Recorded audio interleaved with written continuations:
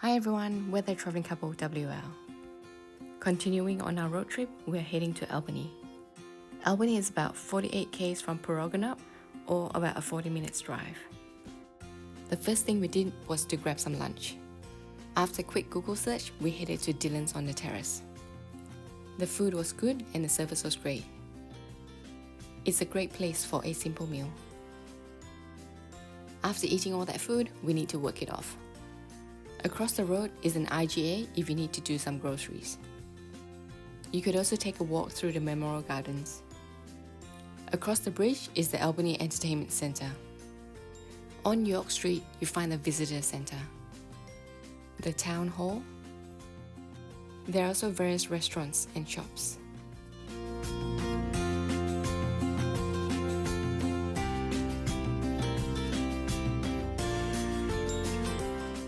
If you're in need of a sugar fix, the Sugar Boy has a great range of candies and chocolate.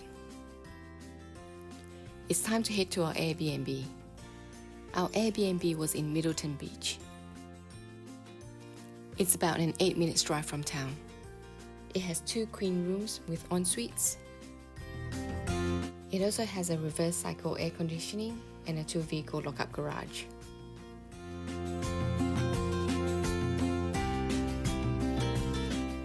The third room has 2 king singles with trundles.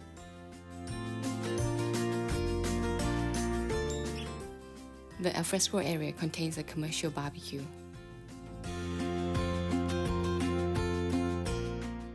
It's a fully equipped kitchen with an oven, microwave, dishwasher and fridge. There is also a washing machine and a dryer in the garage. Within a 200-meter walk is the beach and cafes. There is a boardwalk which is part of the Ellen Cove to Albany Port Trail. It's an easy walk where you might spot some wildflowers and whales in the right season.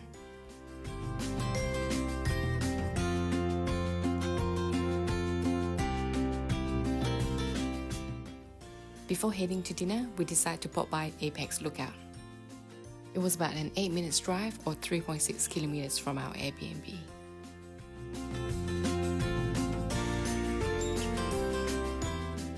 This is the view of Middleton Beach to Emu Point. We booked a table at Liberte. As you step inside the restaurant, you'll be transported back in time.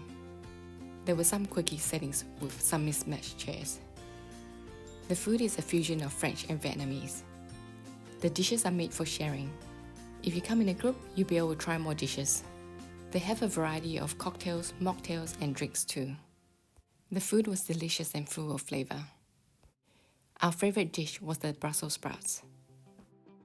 If you want to dine at Liberte, I would suggest booking in advance.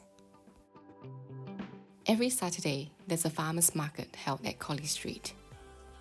They are open from 8 to 12 p.m. You can purchase fresh local produce from the farmers. There are food trucks if you are hungry.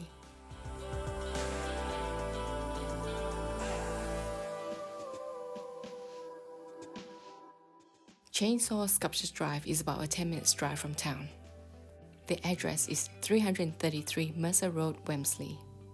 It's open from 8 to 5 p.m. Daryl Radcliffe is the artist who created these sculptures from a chainsaw. As you drive around, you see the amazing pieces of artwork. There is a donation box of $5 per adult. Kids are free. Little Beach is about a 40 minutes drive from Albany. You do need to purchase a park pass. Don't forget to bring your bathers. It's a beautiful beach with white sand and turquoise waters. Photos and videos don't do this place justice. You should come and experience it yourself. This other path will lead you to the Heritage Trail. There are rock pools which you could take a dip. Or if you love to fish, you could bring a rod and try your luck. It's time to head out for a drink. We went to Wilson Brewing Company. It's about a 10 minutes drive from Albany. Make sure you try their locally brewed beers. The next day, we headed to Torndirrup National Park. Bold Head Trail Car Park is about a 22 minutes drive from Albany. The whole trail is a challenging 12.5 kilometers return hike. Bring your hat, water, sunscreen, and food if you're attempting to do the whole hike. The first few hundred meters is an easy walk on the boardwalk. At the top of this granite, you see a glimpse of Mercer Beach. We walked a few hundred meters more and got to this point. This was the furthest we went. Have you done the whole trail? Let me know in the comments below if it's worth it. After all that walking, we needed to recharge our energy. We headed to the Whalers Gallery Cafe. It was only a few minutes drive from Boathead Trail car park. After lunch, we headed to the historic whaling station. There is an admission fee of $32 for an adult. Children 6 to 15 years old are $12 and under 5 are free. If you are an RSC member, you get a discount and you only pay $28.80 per adult. Your ticket also includes entry to the Wildflower Garden. The gardens is opposite the whaling station. You will need to enter through an orange gate near the car park.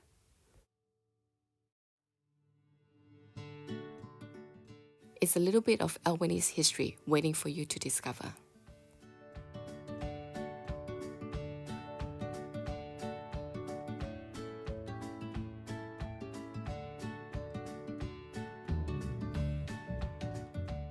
As you can see from the map, there are 6 different areas to discover.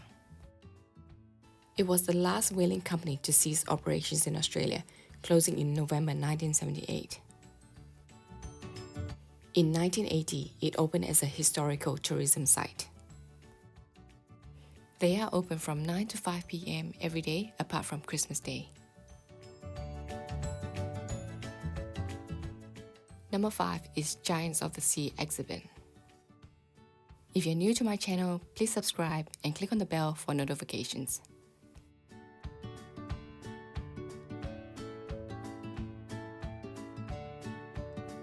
The old tanks are converted to theatres where you can enjoy short films. Our next stop was the Gap and Natural Bridge.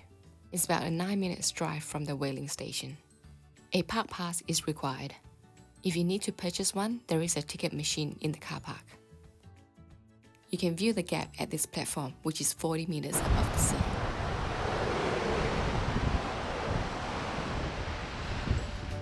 A few meters to the right is the Natural Bridge. The bridge is a granite formation that looks like a giant rock bridge. It's caused by the gradual wearing away of the granite rock by the power of the ocean. Our last stop is the Wind Farm. It's about a 20-minute drive from the Gap. It's open every day and free to visit. There are different walks that you can take. The walk we did was only a few hundred meters to the top.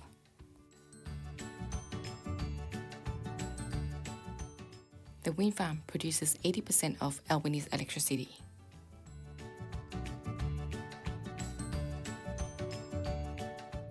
Thanks for watching and see you in my next video.